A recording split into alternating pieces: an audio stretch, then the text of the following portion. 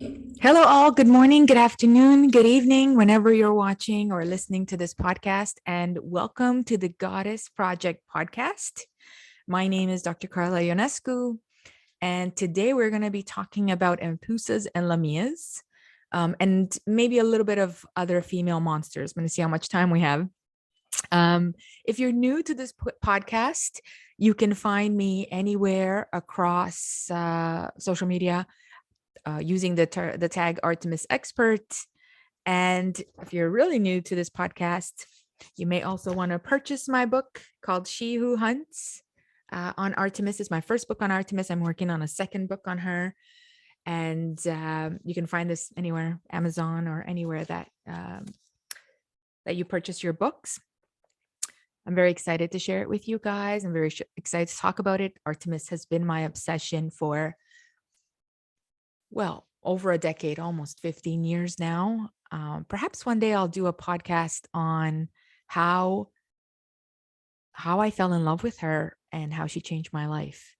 So, but for now, just know that she is my obsession and that I have a ton of things to say about her. And I'm just starting slowly, one book at a time. So today we're going to talk about female monsters. I'm very excited. And I just want to plug, nobody asked me to, but I'm loving this book. If you haven't purchased it or if you're into female monsters, Women and Other Monsters by Jess Zimmerman.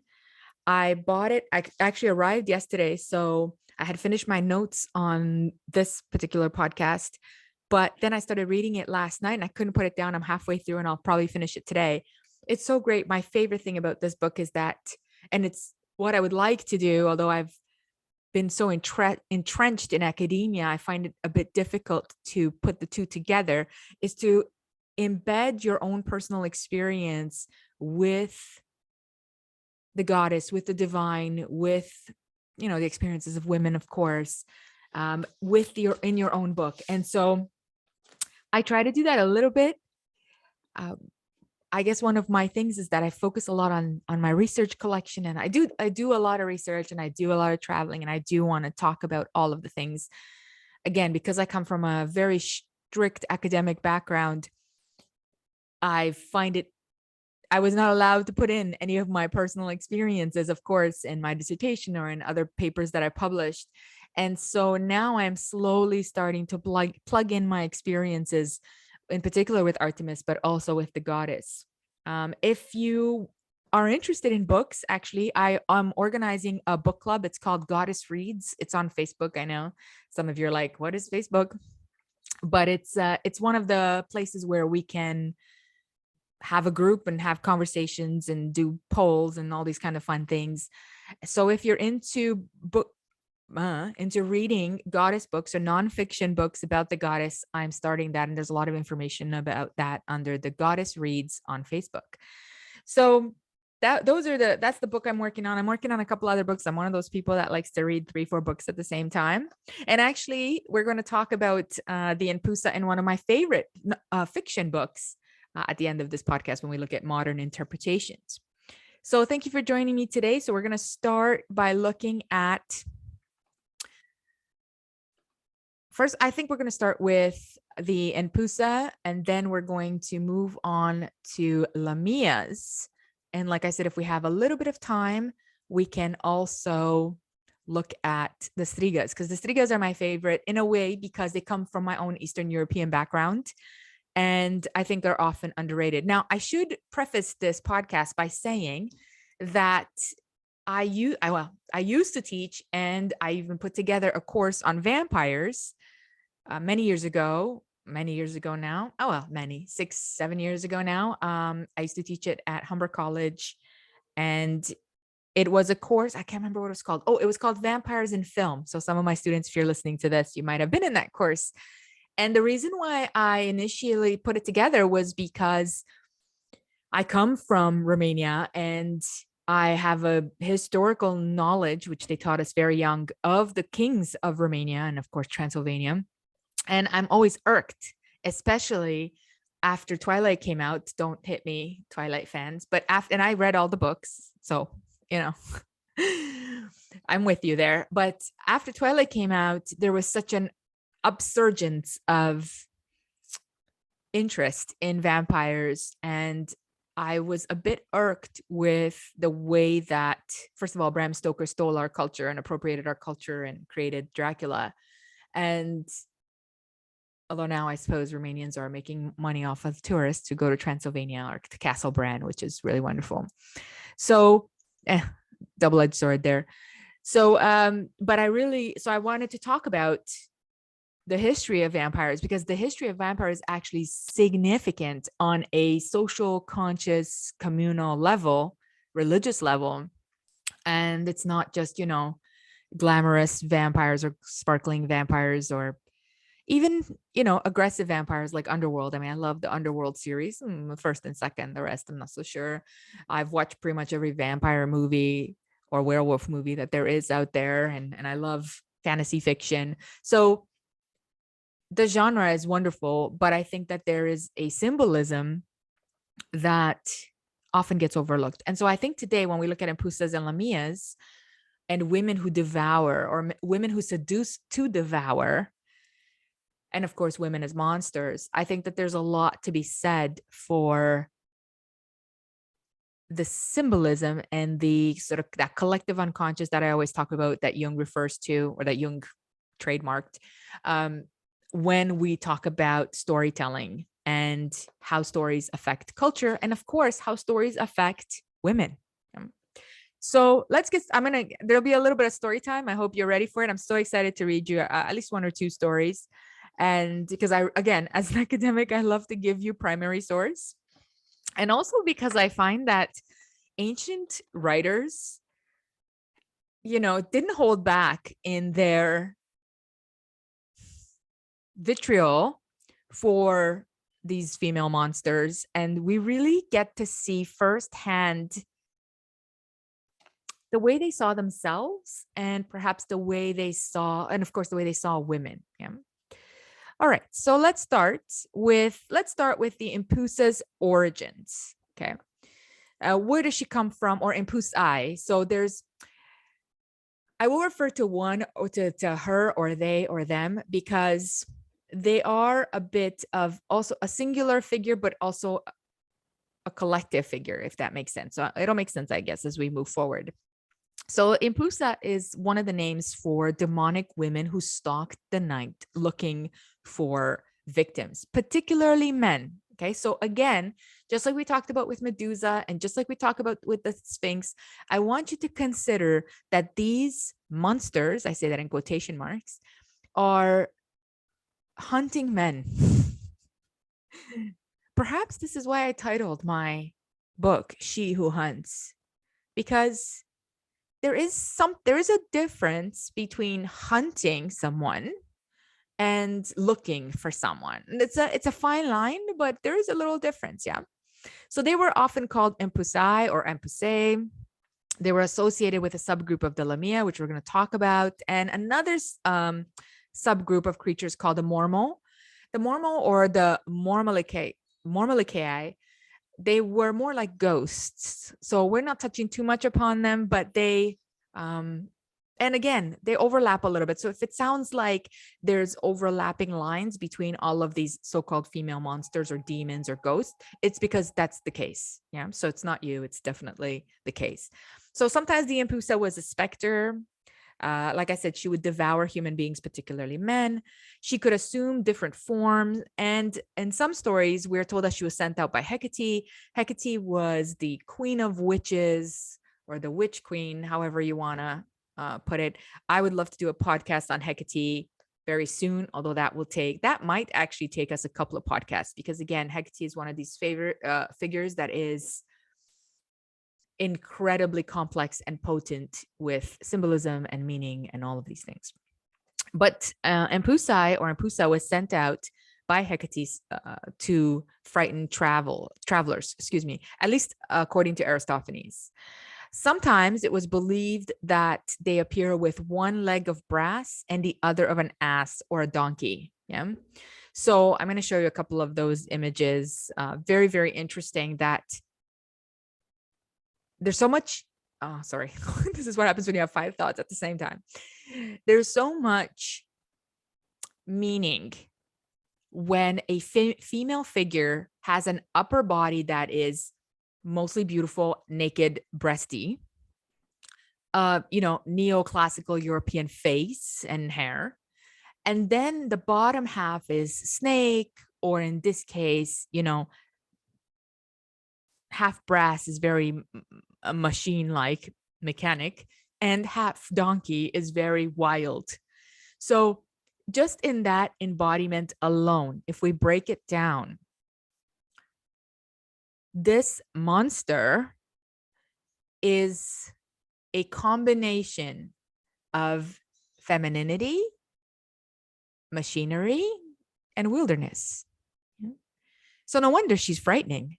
She's imposing. She's powerful and frightening, which I don't know if I've spoken enough, but certainly Jess Zimmerman has reminded me how much power there is in ugliness and how much power there is in being frightening. There is power in that. It's just that women have been taught for so long to be quiet, to not rock the boat, to not cause controversy, to not be loud. And so we don't really know, literally don't know what we don't know, which is the power that we have when we get loud. Yeah, that also reminds me of the JLo Netflix special. Actually, sorry, I'm gonna put in a little caveat here about the JLo Netflix special because it's something that is irking me. I watched the JLo Netflix special, and I just have to tell you that I absolutely love JLo, and I absolutely love all women that work for what they have. And recently, I'm finding a trend in women bashing. First of all, women bashing other women and people bashing other women. So I watched the JLo special. I was very, very excited about this woman. You don't have to like her music or anything about her, but this woman that worked hard to get to where she is. And somehow, I was scrolling through Facebook or other social media, and people are just bashing her, even women bashing her. And I thought to myself, what is going on? Why are we bashing? So on the one hand, we're saying, yes, be empowered. Yes, speak up. Yes, use your voice. Yes, be sexy, be whatever you want to be, grow yourself, however you want to grow yourself. And then when someone like JLo comes on stage and she's beautiful and stunning and works hard and she is talented, she doesn't have to win, who knows what, but she's talented. And women are like, oh my God, like, what does she have to worry about? Oh my God, like, she's so fake. Oh my God, if I had that money, I would, this pettiness that we've been taught to do to each other. And it's really starting to irk me to the point where I'm participating in debates online, which I don't normally do because it's just, sometimes it's useless to have debates online, but I'm irked. Yeah, I'm really irked with us because we are supposed to be progressing past this pettiness. So what if JLo has money? So what if she likes herself? So what? Like, so what? Good for her. Yeah. So I'm in the good for her camp. In fact, I might even hashtag that good for her because I'm tired of it. I got into this whole thing about Madonna too a while back. Oh, Madonna wants to be, she changed her face. She changed this. She never wants to age. And my answer is like, so what? Why are we doing this? Anyways, I'm getting sidetracked and I apologize. My students know that because sometimes I go on these little rants, but I just want you to think a little bit about, sorry, I'm writing that down. I just want you to think a little bit about, why are we doing this to ourselves? Why is it? And actually, sorry, my rant is not yet over. When I watched the Taylor Swift special, I can't remember the name of it, which I also love because Taylor Swift is also a powerful person who's made her own life. There was so much positivity about that particular Netflix special. And it was all about her as well. And it was all about her empowerment. And now that I think of it, everybody loved Taylor Swift. And is it, like, if we are reflecting within ourselves, is it because Taylor Swift is cute and blonde and white and tall and skinny and the embodiment of what we've been taught? Actually, this relates directly to my notes. And because JLo is Latina and curvy, and how dare does a woman of color speak up for herself and defend herself and want to be equal to others? I mean, that's something we really must reflect on. And I've been thinking a lot about it lately, and it's irking me. So since this is my platform, I get to talk about it. Yeah. What does Miley say? It's my mouth. I'll say what I want to. I love that line. As a woman who grew up when Madonna was just coming on the scene and was totally bashed for everything she said and everything she did. And now, oh, that was iconic or feminist. I find that young women who are empowered in that way are really inspirational, and I'm really proud of them. So, anyways, moving on to the specter. I promised you monstrous women. I shall give them to you. So she was a woman who was half female, had one leg of brass and another of an ass, a creature. Okay, a creature or a demon. Yeah. I should also talk a little bit about the word daemon or demon, as in Greek, a daemon is equivalent to a demigod. And a demigod is neither necessarily good or bad. A demigod is just the intermediary, or sometimes the offspring of a god and a human, but the intermediary between humans and gods. And it's only later on, with the church developing and Christianity sort of taking us into the dark ages, that daemon began to be demon, right? And then demons became suddenly all negative. And then demons became associated with satanic rituals and other sort of evil aspects of life. And hence, Empusa, who has clearly these two unnatural legs and unnatural body, unnatural, I say that in quotations, is part of the demons. And of course, her seduction and devouring of men doesn't help either. So most of the time, empusas were used to frighten travelers, like I said, frighten men, frighten other people. We are told in some stories that she could assume different forms, especially when she was sent out by Hecate to frighten travelers. But this was most of the time her preferred form.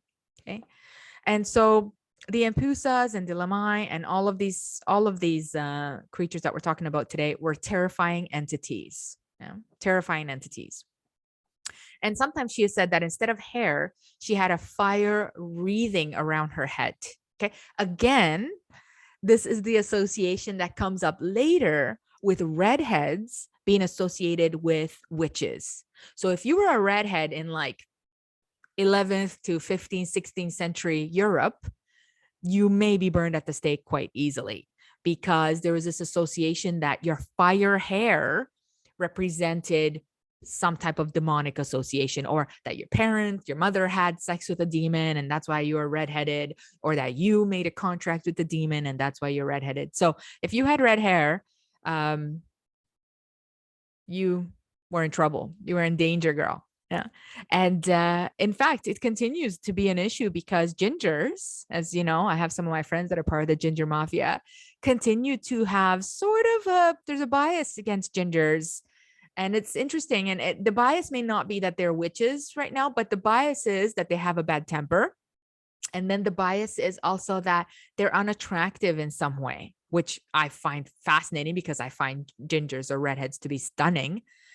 And their hair and their skin, oh my God, stunning. So, but fascinating, right? This association that could be traced, 4,000 years ago to something like an Empusai who had fire hair, to then later on the church associating redheads to witches or devil worshippers. And then today, still that underlying bias against redheads or gingers. So very interesting. So how their appearance connected them to the underworld or made them predators. Yeah. Now, Lamia were also specters that unleashed some damage into the world. So we're going to see how that happens. But I want to tell you first a story about Onesculus. And again, my pronunciation tends to be Eastern European. Onesculus, the ass-legged maiden. Because as I was connecting Christianity with the Empusai and the traditions, there is this really interesting story that is included in this spread of Christianity and Judaism. So according to Murdoch University's Professor William Loader, these religions, as they developed, of course, established a moral ground, a higher moral ground for themselves, particularly when it was dealing with sexuality or morality. And what they thought is, of course, that the pagans of old, of the Greco-Roman world, were depraved barbarians.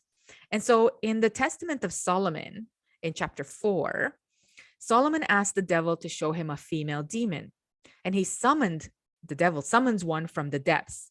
She was breathtakingly beautiful, according to the text, but her true nature was evident in her legs. They were legs of a donkey. Okay. When asked who she was, she said, I am called Onaskelis, who lurks in holes on earth. My ways are varied. Sometimes I choke a man, sometimes I pervert them from their nature. So, what is the nature of man? Well, certainly according to monotheism, the nature of man is rational, strong, conservative, etc. And so here is this fantastical female beast or beastie that is perverting them from their nature. So she seduces them basically and often kills them. Yeah, which is a lot of fun. Onaskelis' origin story is told in Pseudo Plutarch, and it's kind of dark. She is the daughter of a man named Aristonymus of Ephesus. Ephesus, my favorite place, who hated women so completely. So he was sort of an early incel, that he refused to have anything to do with them and instead used the donkey to fulfill his carnal urges. Yeah.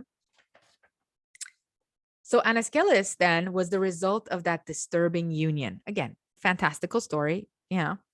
And with late, no man can procreate with a donkey, biologically, scientifically speaking. But anyways, she was the result of this disturbing union and would later be used to show just how barbaric and depraved believers in the old ways, so the pagans, were.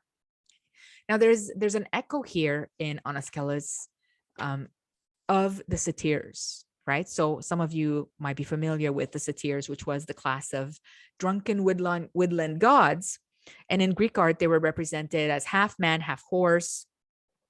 They had horses' ears and tails, but in Roman representation, they had goats' ears, tails, legs, and horns.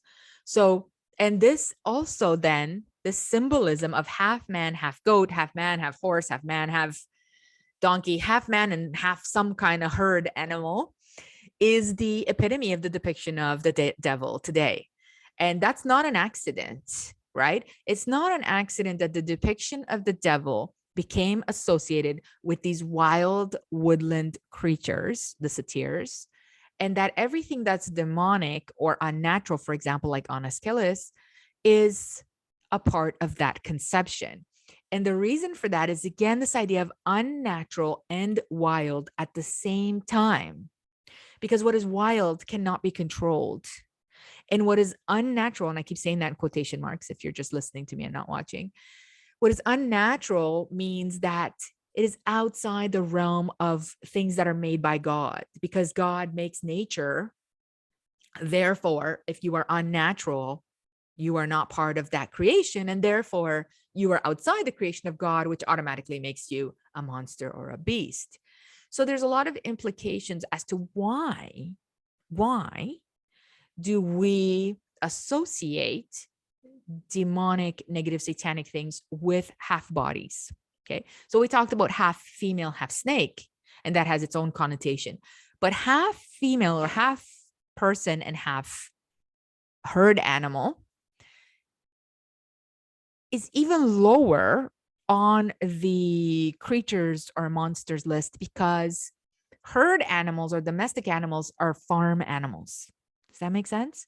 So they are something that are controlled property of sometimes dirty, messy, uncivilized, right? All these associations are with them. And so it's not an accident, but also, wild, clearly wild. And so it's not an accident that Onaskelis is a representation of a demon, and that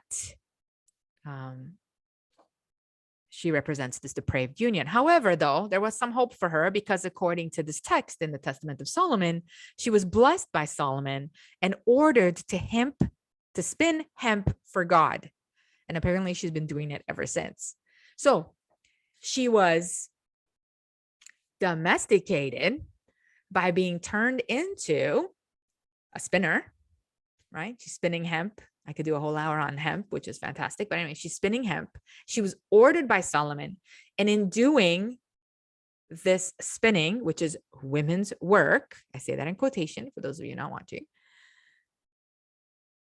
she fit into the category of obedience, control, submission, and work, right? Free labor. And so she's spinning hemp for God. I don't know what God is doing with that hemp, but who knows? Yeah. And so that's what happens. And that was the fate of Oniscillus. But that was one of the ways in which monotheists were able to both degrade Greco-Roman cultures or believers and also control and reassign their stories. Okay.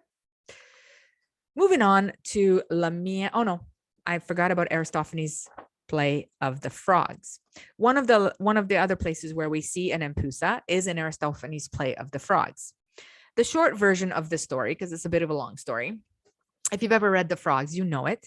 The short version of the story is that this tale of Dionysus and his slave Xanthias, they're going into the underworld and they're there to rescue Euripides because he's done some stuff. And they ask Heracles for some advice, and Heracles gives them some advice, and they head down into the underworld. So on the way, they're crossing Charon's lake, and Xanthias sees this horrible figure of the Empusa. And he says to Dionysus, who doesn't see it, that this is the most ferocious monster. And he describes the way that she looks, right, to Dionysus. And he says, oh my God, she's changing from a bull to a mule to a beautiful woman, then a dog. And then he goes, well, it looks like her face is on fire, right? And then, of course, he says that she has one cow leg and one copper leg. So Dionysus, interestingly, is terrified and pleads with Xanthias to protect him from the Empusa. And Xanthia does. He tells it to go away, and she goes away. So again, very, very fascinating, right? I mean, the story is kind of supposed to be funny, and many scholars have said, it's sort of a comedic break. And it's when you read it, it's told, or it's meant to be told in sort of a comedic way. But it's interesting that, first of all, Dionysus doesn't see her. And second of all, that he's so terrified. I know Dionysus is technically a demigod, but he's a god on his own, of his own right, and quite a brilliant deity. Yet he's asking his servant, protect me from this monstrous woman or monstrous figure. So again, very interesting. There's a lot to be said for the power of frightening women.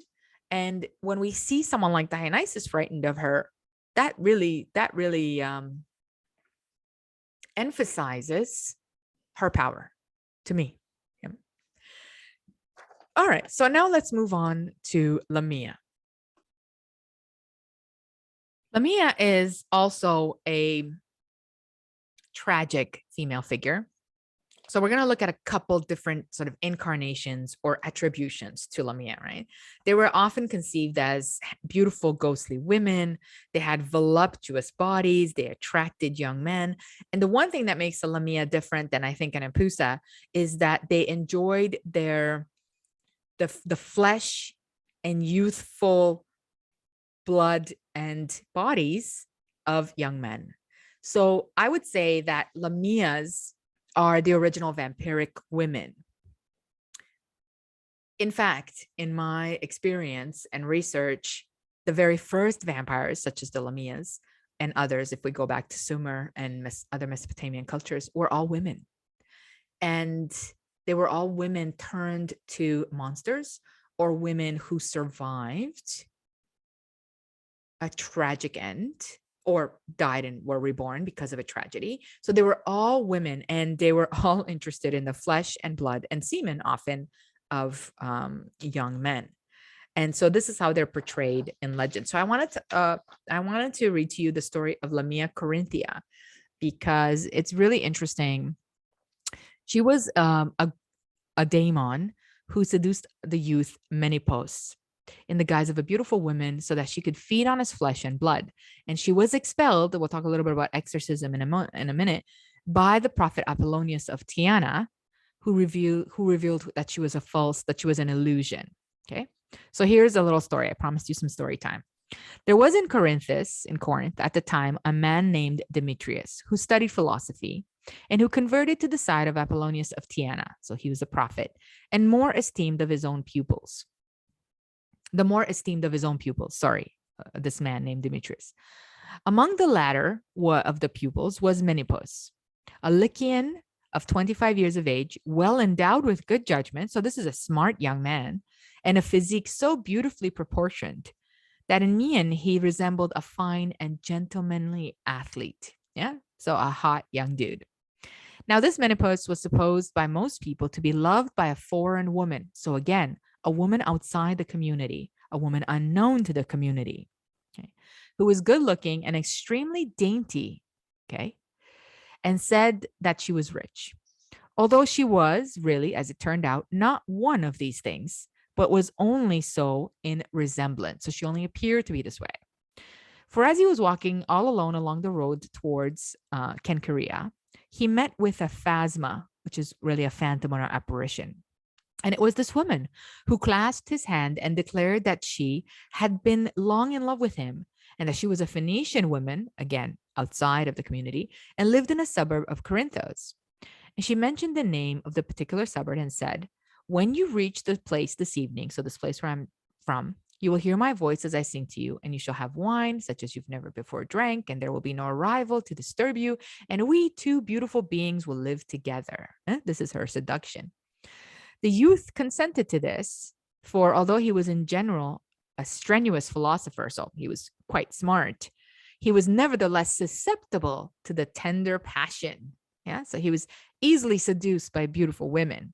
And he visited her in the evening and for the future constantly sought her company by way of relaxation, for he didn't realize that she was an apparition. Then this Apollonius of Tyana looked over Menopause as a sculptor might do. So this was an older, wiser, less susceptible man to women's beauty. Yeah. And he sketched an outline of the youth and examined him.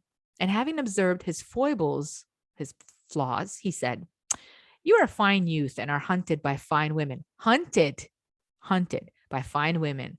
But in this case, you are cherishing a serpent. A serpent, and a serpent cherishes you so much. Yeah. Those of you who have listened to my podcast understand the meaning of both hunted and serpent, right? And how you see how these things are becoming negative connotations of women. And Menopause expressed his surprise. He says,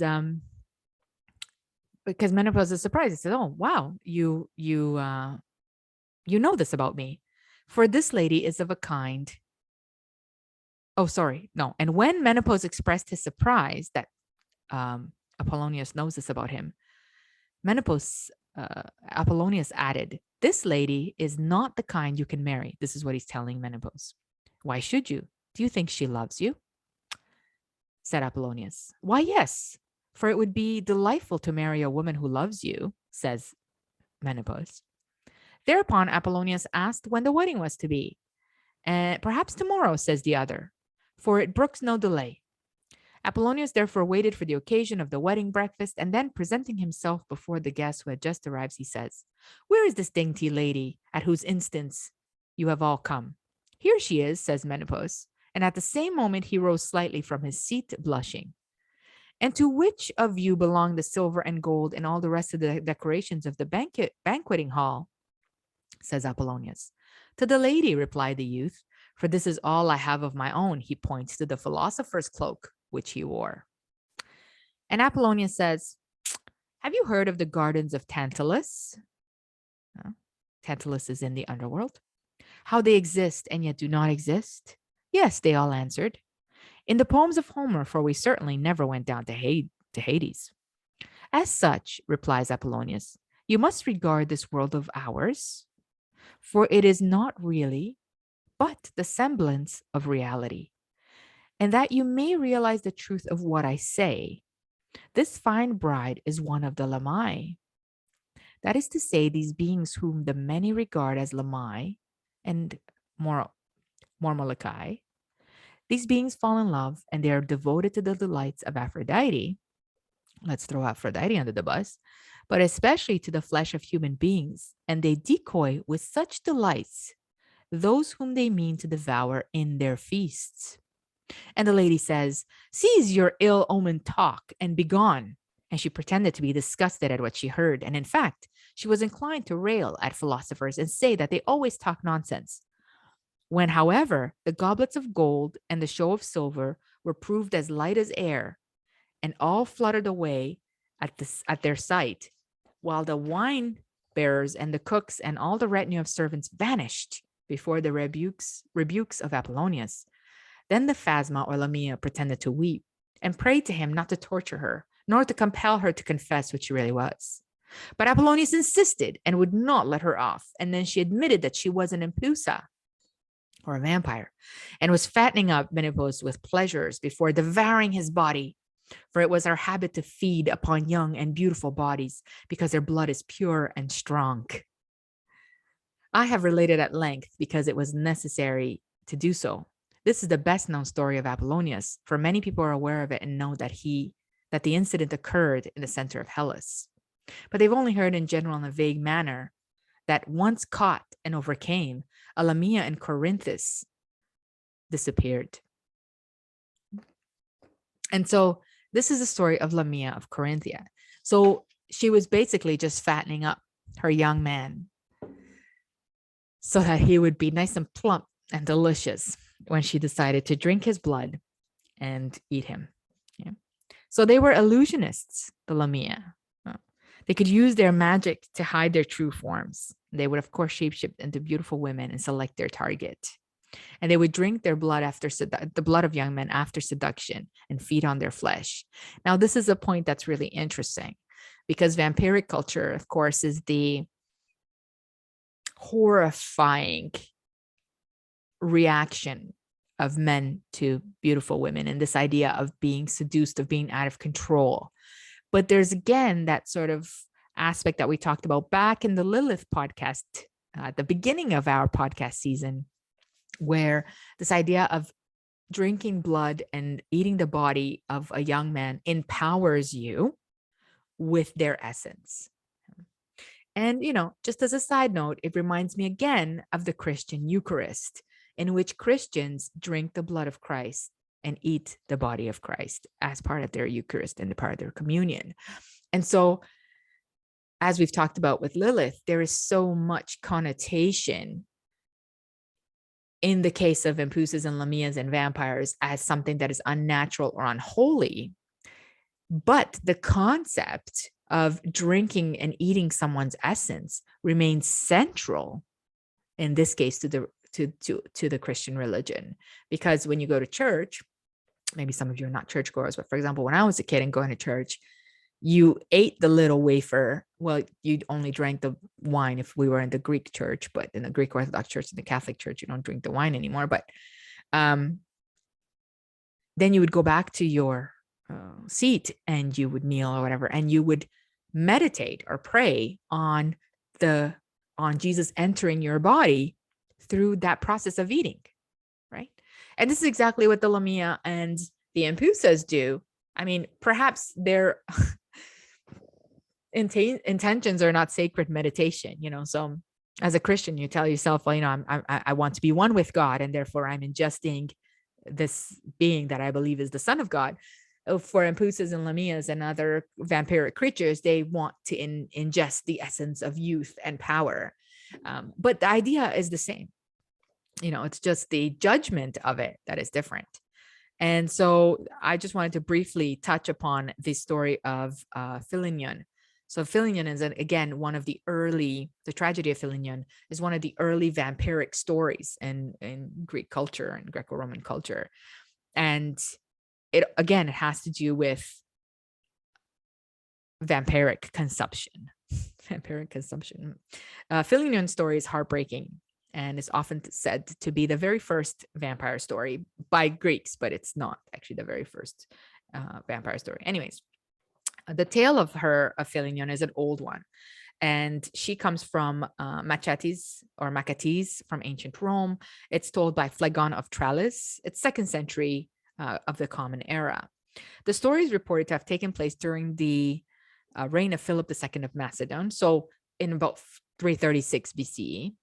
And in this tale, the maiden Philinion is the daughter of Demonstratos and Charito of Amphipolis. She's married to a general in Alexander's army named Craterus, but she dies early. She dies 6 months after their wedding. And then, after her death, she appears in bodily form in the home of her parents, where she consorts for 3 nights with a young man named Machetes, who was a guest of her parents. When she's finally seen by another member of the household, a servant of the household, and her parents discover her, she claims that what she has done was approved by the will of the gods of the underworld, and her parents should not have interfered with her, having given them this explanation. She then dies a second time. And her parents, thinking that maybe this person was an imposter or definitely some type of unnatural incarnation of their daughter, order her tomb to be open and find her body missing. Furthermore, the trinkets that she gave to Machetes, the young man she was seducing during their time together, are identical to those that are buried with her, which of course is also missing from the tomb. So, and while the gifts he gave her on those nights are there. So the conclusion there is that Philinion came back to life for some purpose that was never satisfied, seduced this young man, and upon being witnessed, she dies. There are some stories that say that they burned her remains. So like the trinkets that was left in the tomb or anything that they found of hers, they burnt, and then eventually, she never came back. So it's a very interesting story. My favorite part of the story, though, of Philinion, is that she is resurrected, right? She is resurrected. So she was buried in a tomb. She's resurrected. Of course, her purpose is to seduce this young man. Okay, 3 nights, 3 days and 3 nights. And then her parents, or the maid, discovers her, and then her parents discover her, and then she disappears. They say she dies. They don't know where she went. They go to check the tomb. The tomb is empty. So I don't know how we don't see these connections, these intertwining connections between the concepts, for example, of vampiric drinking and eating of the blood and body of young men, to vampiric women being resurrected literally from their tombs, and then using that time to seduce or perhaps revive themselves for 3 nights and 3 days with the blood and body of young men. So there is a lot of symbolism in vampire lore that combines a multitude of concepts, both in Christianity and in other monotheistic traditions, but also in our own sort of modern traditions, modern Hollywood traditions of horror, of demons, of satanic rituals, of cults. All of that stuff plays an incredible role in our culture today, especially in the West.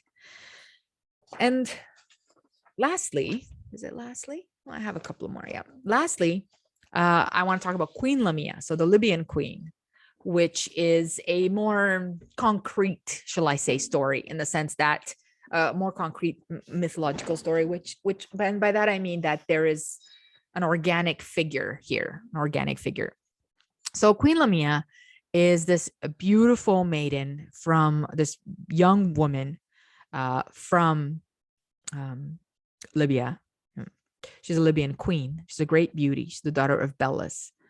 And she catches the attention of Zeus. So, of course, he falls in love with her and he seduces her, and they have children together. And Hera, in her jealousy, kills all of her children, all of Lamia's children. Okay. And then we are told that Lamia, as part of her revenge, but also her despair, begins to rob other people of their children by eating, devouring, or killing them. And so there's a savage cruelty that she begins to enforce on other mothers, on other people around her, that then changes her appearance, distorts her appearance, and she becomes shark-like or reptilian-like.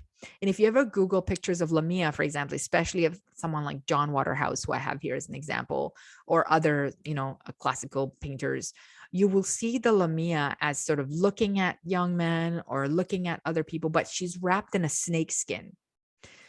And in fact, what's really interesting is you don't see too many depictions, literal depictions of Lamias eating the children, but this is what she does. And in order to sort of make up for her damage, what Zeus does is Zeus gives her the ability to take her eyes out so she can pop them out and put them back in. So she doesn't have to see. Now, there are some stories where we're told that Zeus gives her this ability before her children are taken from her. But most scholars agree that he supposedly gives her this ability after. And so if you give her this ability after, I began thinking, like, what does she need to take her eyes out for? Is it so that she doesn't see the destruction that she is doing to other mothers or other children? Or is it that other people don't look at her? So there's something about the eyes again. There's something about that gaze of the monster that's really fascinating here. And the fact that Zeus gives her the ability to take her eyes out is really interesting, because so there's a couple of things interesting here. Of course, the very first one is that Hera is the punisher, just like we saw with Athena and Medusa. Again, women versus women. And this seems to actually be the theme of my topic today, women versus women. Because it's still happening, it's still happening. So Athena, supposedly punishes Medusa, though we've talked about how that's probably not likely. And in this case, again, Hera, the jealous wife, punishes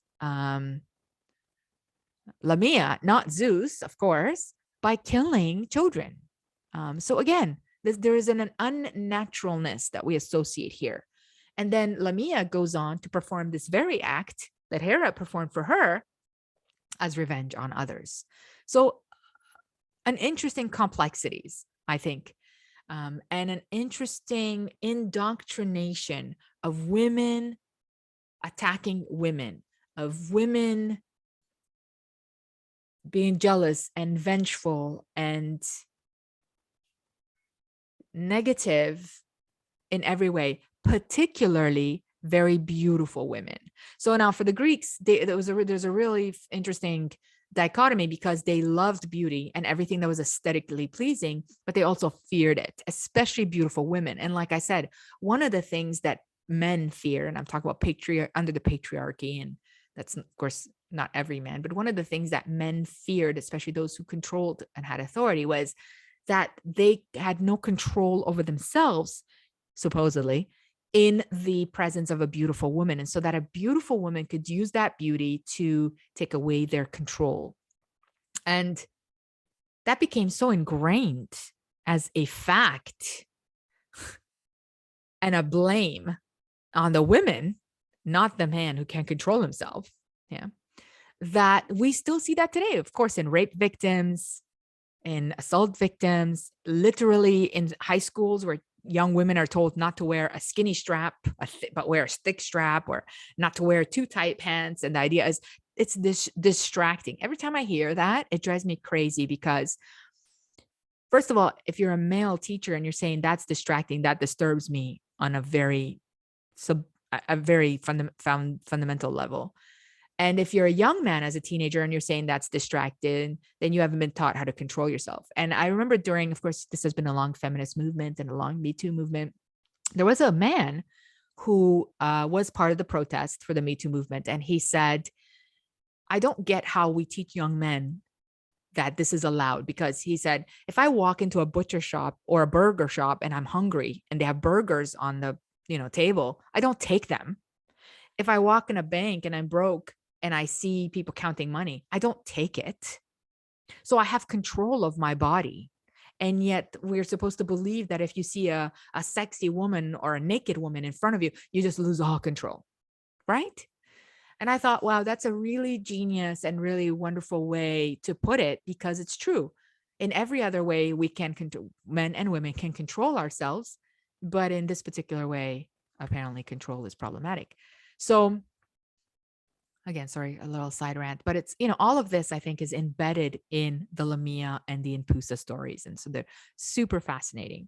One of the things that's really interesting about the queen, the Libyan Lamia, is that she gave birth to the Scylla, of course, we're told, which is another monster that we're going to talk about. And she also gave birth, though, to the Sibylla Herophile. or Hierophile or Hierophile, however you want to say it, which was one of the first prophetesses of Delphi. Okay, so that was the daughter of Zeus and Lamia, of this particular Lamia. And Pausanias tells us that there's a rock that rises up on the ground at Delphi, and on it, say the Delphians, there stood and chanted the oracles of a woman by the name of Hierophile, and surnamed Sibylla or Sibyl. And the form of Sibylla I found was an ancient as any. This is what Pausanias says. The Greeks say that she was the daughter of Zeus by Lamia, and also the daughter of Poseidon. That by Lamia was the daughter of Poseidon, sorry, that she was the first woman to chant oracles, and that the name Sibylla was given to her by the Libyans. Yeah, very, very interesting. There's other sort of Sibyllas that are said to be, for example, the daughter of Apollo and Lamia. So there's a lot of associations that are. There's an association between prophetesses or oracles and Lamia as the mother. So Sibyls were prophetesses, obviously, and oracles in ancient Greece, and they prophesied at other holy sites. A Sibyl at Delphi, for example, can be dated as back as early as the 11th century BCE. And this is the one that Pausanias is talking about, which is the daughter of the Libyan Lamia. And it appears that she has been one of the single Sibyls that was there. And there have been some other Sibyls that are maybe more familiar, which is a Phrygian one, an Erythraean one, and of course the Hellespotini. So by the 1st century BCE, there were about 10 Sibyls located in Greece, and they prophesied, or they were oracles.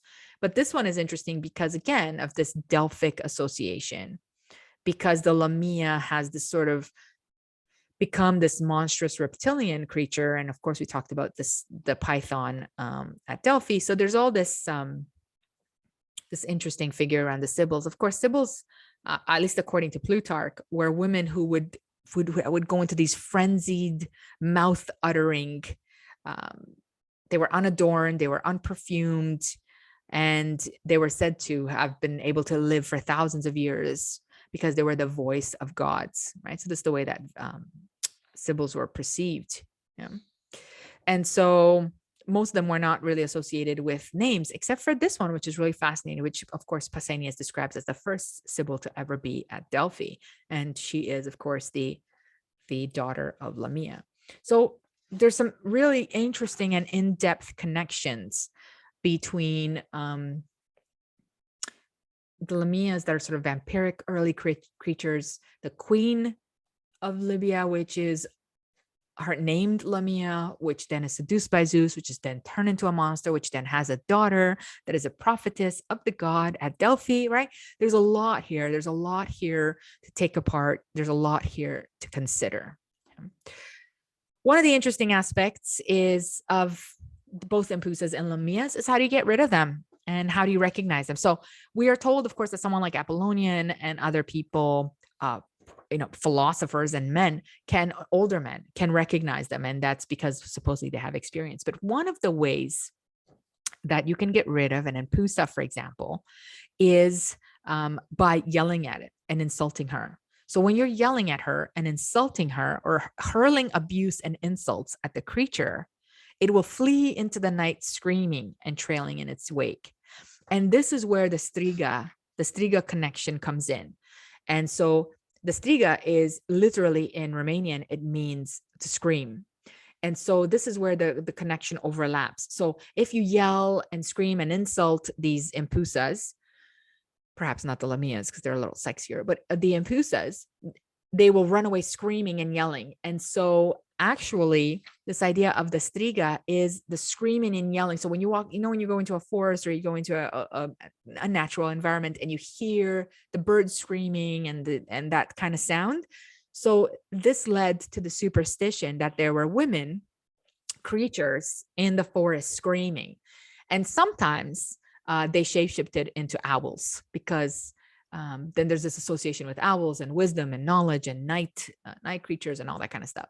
So the striga has become this shape-shifting creature that screams, right? That is a woman screaming, but that she changes shape. And that has a lot to do with this predating of the Empusa running away screaming when you yell at her. Yeah. And then there may be also connection to harpies and other female creatures, which we'll talk about in future podcasts. Yeah. But that's how you get rid of an empusa, is by insulting and hurling insults at her. So I wanted to close a little bit with some modern interpretations, and I found two that I absolutely love and that I promised that I would speak to you about. So the very first one you may be familiar with, of course, is the two empusas, or the empusas in the Rick Riordan, blah, blah, blah, blah, Rick Riordan's Percy Jackson and the Olympian series, and they first appear in the Battle of the Labyrinth, and they're seen as servants of Hecate, who by that time had joined the Titan army. And so I've shown you here, but you can Google it if you're just listening to me, this comic book version of the two Empusa. And it is exactly, Rick Riordan literally just looked up Empusa, and it is exactly a depiction. So here you have two figures, two women, with a donkey leg and a metal leg, which looks cool. They're both cheerleaders, and the white, so there's two, sort of a white and a woman of color. The white woman the white empusa has fire for her hair. Yeah. And so there's these two figures that are fighting Percy Jackson and screaming. And when they open their mouth to scream, they have sharpened vampiric teeth, or shark teeth almost, right? So there's a bit of a combination there of symbolism, but it's pretty cool, to be honest. Not that I like cheerleading bullies at all, but it looks pretty cool. So Rick Riordan really makes use of all of the symbolism around Empusai and uses them in that battle of the labyrinth. Yeah. Now, the other one that I really liked and I read, which was really fun, is a fantasy series by Carrie Arthur. I don't know if you know who Carrie Arthur is. She's really wonderful. So if you don't know who she is, please look her up and find her books. And in her book, Wicked Wings, in which her heroine, Lizzie, is a witch who also solves crime. It's really fun. And a redheaded witch, which is really fascinating. That's a longer story. But there is an Empusa as the villain in this text. And in this text, the Empusa, again, embodies everything that we've just talked about, that she's female, that she's horrendous, but especially that she eats people, right? So the mystery of this novel. So this is a series in which this heroine solves crime, which is really fantastic, with her best friend and her boyfriend. And in this particular series, the villain, or the killer, is this Empusa figure. And so it takes them some time to figure out what she is, what kind of monster she is, but they find all of these eaten bodies. Yeah. And so, and I think in this one, they eat the heart first, or they eat the heart only. Don't quote me. I can't remember exactly, because I read a lot of fantasy fiction, but it's really great. Again, I mean, authors will use sensational stories, and that's perfectly fine. And I think it's perfectly wonderful in a way that we at least learn about these figures. But I also think it's important then that we talk about these figures in a way that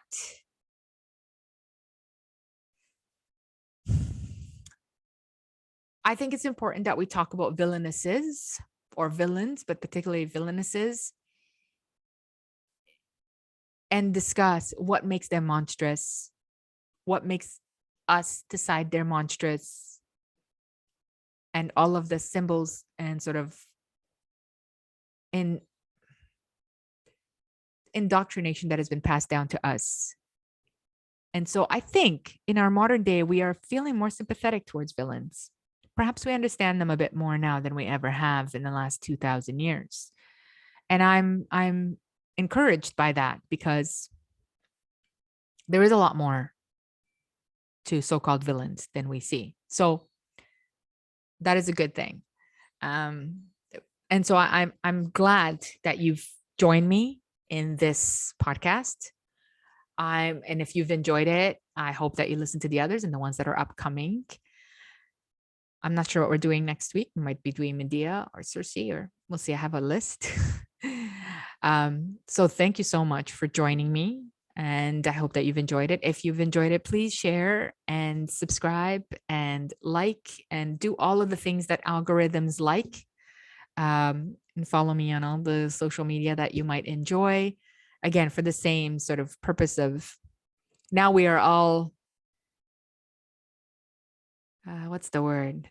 Servants in a way to algorithms. Yeah. I keep holding out, because I want to just do my own thing and hope that people enjoy it and follow and just be random about it. But